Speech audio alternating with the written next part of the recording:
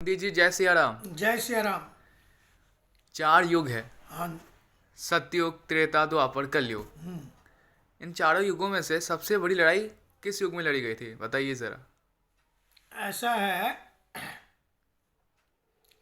जो गरुड़ जी सब कुछ जानते हुए सब कुछ जानते थे।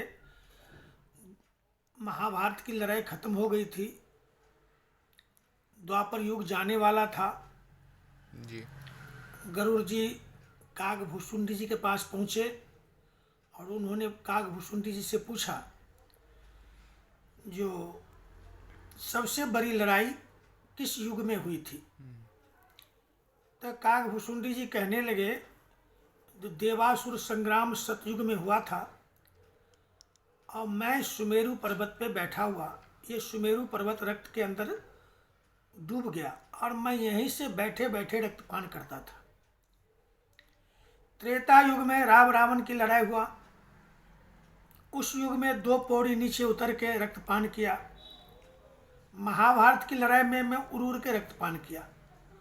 तो सबसे बड़ी लड़ाई देवासुर संग्राम हुआ था, दूसरे नंबर पे राम और रावण का हुआ था, तीसरे पे महाभारत हुआ था। 3 लड़ाई अब तक हो चुकी है। जी। हाँ, अब ये लड़ाई की बातें तो आपने सुन लिए। अब आप अयोध्या चलो। जी। 22 जनवरी को अयोध्या में रामलला की प्राण प्रतिष्ठा है, जिसमें 33 कोटि देवता सब अपना रूप बदल के अयोध्या पहुंच गए हैं।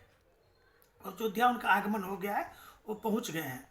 जी। आप भी अयोध्या चलो और उस दिन अगर आपका रामलला के दर्शन नहीं कर पाते हो तो अपने ही घर में 108 दीप जलाओ, राम ज्योत। अच्छा।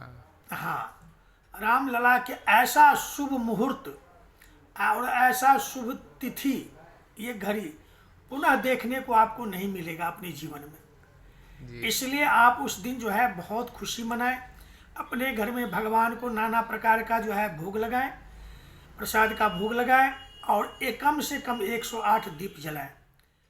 जो हमारे निर्धन भाई हैं, जिनको 108 दीप जलाने के भी पैसे नहीं है, तो कम से कम 51 दीप अवश्य जलाएं। जी। जय सिया राम।